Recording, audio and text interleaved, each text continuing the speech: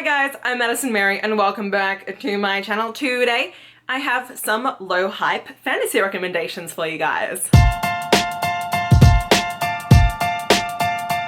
So when I say low hype fantasy, I mean these are fantasy books that I have read and really enjoyed. Maybe they're 4 or 5 star books, but I feel like I don't hear enough people talking about and then I want to kind of put a bit more attention to on my channel. Some of these are books that I have read before I even started my booktube channel, so it has been a couple of years since I read them, but I remember loving them when I did, and there's ones that I probably want to reread eventually, you know, when I don't have a TBR that will probably kill me with its weight. So without further ado, let's get into them. I'm gonna start with a recent read of mine, which happened in December 2019, and that is Nameless Queen by Rebecca McLaughlin. This came out in January and I really have not heard much about it, and I really enjoyed this book. It is a standalone fantasy, it is a debut. So we follow our protagonist Queen and she is a nameless. In this world we have the royals, the legals, and then the nameless, and the nameless aren't even really considered to be part of the population. They have no rights, no claims to anything in the world. In this world, whenever a king or queen dies, they pass their crown tattoo onto someone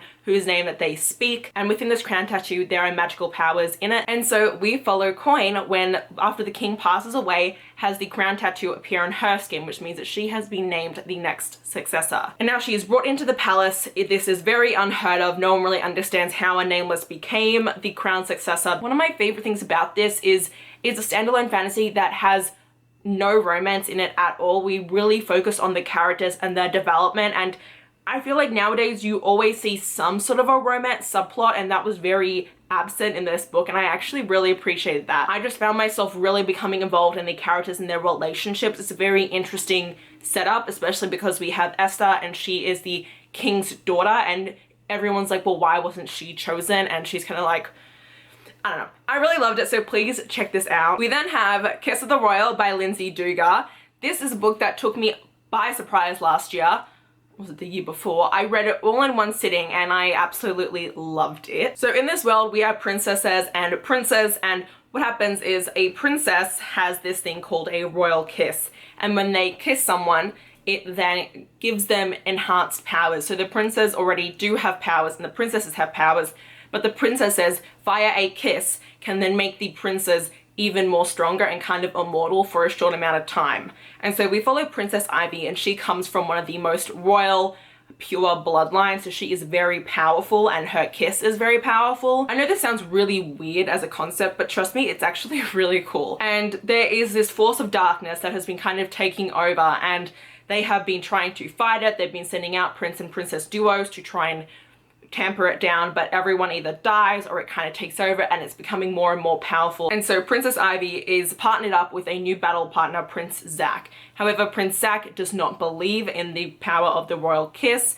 and so it's the two of them going on this quest to kind of take down this force of darkness. It was just really interesting. I was very surprised by how this book ended and I found it really interesting. This was just a very enjoyable read for me, and I really do want to reread it because it seems like a thick book. It's I think almost 400 pages. Yeah, 380 pages. Oh yeah, I forgot that each of the chapters starts off really cute. Hang on, let me show you this. Each of the chapters starts off with like this little symbol. We then have an author that is being talked about a lot currently, but I think that a lot of people didn't know about her before her newest release, and that is Catherine Purdy. So this is Catherine Purdy's debut trilogy. This is Burning Glass, which is book 1. I also own Crystal Blade and Frozen Rain, which are books 2 and 3. A lot of people now know Catherine Purdy because of her current release, Bone Crier's Moon, which has beautiful artwork on the cover. I loved it. You can check it out in my February wrap-up. But Burning Glass, I read this, oh god, a couple of years ago now, probably around when it first released. And I fell in love with this. I did not finish the trilogy, so I've only read the first book because at the time I didn't have the money to buy the rest of the trilogy. And then recently I have been able to. I just need to go back and reread this and continue on. But I adore this first book. Compared to her newest book, you can definitely see that she has grown a lot as an author. So we follow Sonia, and she is basically an empath in a sense. She has this magic ability where she can sense what others are feeling. And there's a whole kind of nunnery of these people, and after a tragic accident, Sonia is forced to become the next aura seer, which means that she is the king's aide, and she is tasked with sensing the emotions and the intentions of people around him in order to see if he's going to be assassinated, if people are telling him the truth. The issue is that Sonia has very little control over her power. She is one of the most powerful of her kind because she feels things so immensely that she has trouble channeling it, and she can cause a lot of damage. I really loved this. It was very interesting, and I still remember the battle that happens at the end of this, and I really loved it. It was not at all what I was expecting, and it was the first time I'd actually encountered this sort of a plot device used that I'm not going to mention, of course. Now onto a book that I'm pretty sure I've heard no one talk about, but is very difficult to find physically. That is the Armenian Feud series by Frost K. This is book 1, Rebel Blade. I love this first book, but the reason why I haven't continued on is because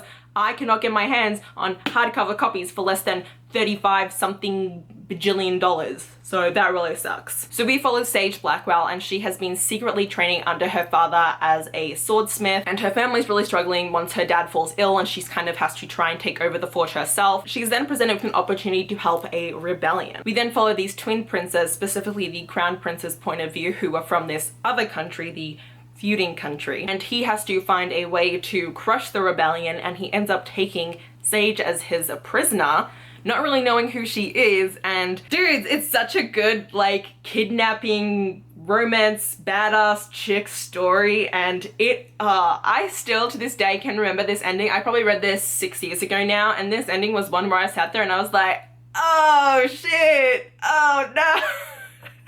Because this I can't say it, but I love the ending for this. Next is a book that is finally getting its sequel coming out this year, which is a total cover redesign, but that is Mirage by Samaya Dodd. This is my Fairy Loot edition that I read as soon as I actually got it. It's one of the few Fairy Loot editions that as soon as I got the box, I was like, oh, I'm going to read this right away. Because a lot of the times they just sit on my shelf. Although recently there have been books that I've had arcs of, so I have read them, so it's all good. That's beyond the point. The cover redesign looks like this, which is a little bit sad because I had this gorgeous edition and I'm like, well, now I'm never gonna have anything that ever matches it. There is this empire called the Vithek Empire, and they're these race of people who have kind of taken over other planets and moons and brought them into their own system, and they're kind of this overarching ruling monarchy now. And so we follow Amani, who lives on her little moon with her people, and they're a pleasant kind of people, but they have slowly been deteriorating as the Vithek Empire has taken over. And then one night the Vithek Empire arrives and kidnaps her, because it turns out that Amani is an exact body double to the crown princess. And the crown princess is very, very cruel, and she's hated by a lot of people. So they took Amani to go in her place, so that when there are events, if anyone gets assassinated, it will be Amani and not the actual crown princess.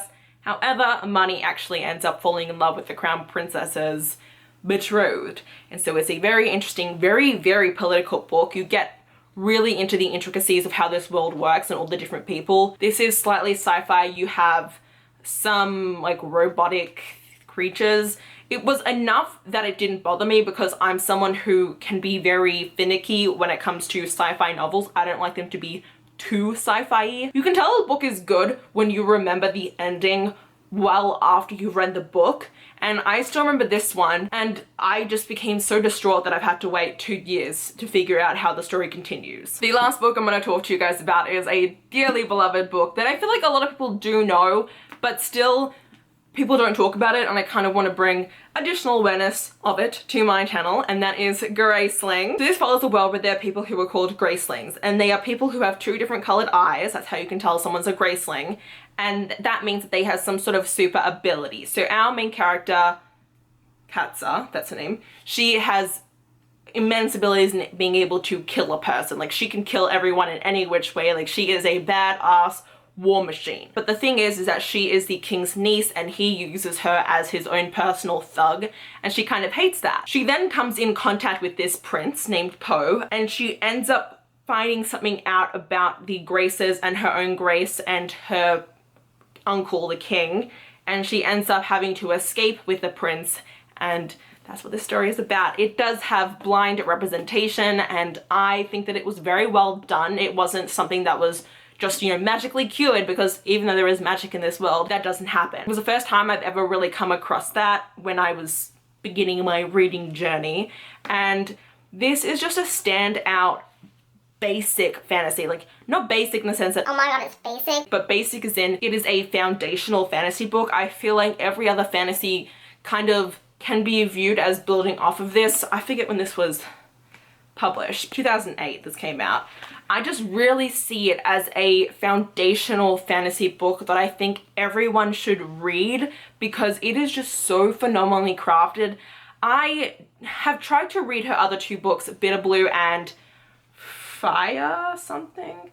Bitter Blue takes place after this one. Bitter Blue is a character that you meet in Graceling, and then Fire takes place as like in an alternate part of this world, which is really cool. So those are my 6 low hype fantasy recommendations. I will make another one of these videos in the future when I've read a bit more. If you guys liked any of these recommendations, please let me know down below. If there are any other low hype fantasy books that you think I should probably check out, let me know. Maybe I'll read it and feature it in a video. And yeah, if you guys enjoyed this, please hit the like button down below. If you want to see more of me, please go to my channel. And until next time, thanks a bunch, guys. Bye!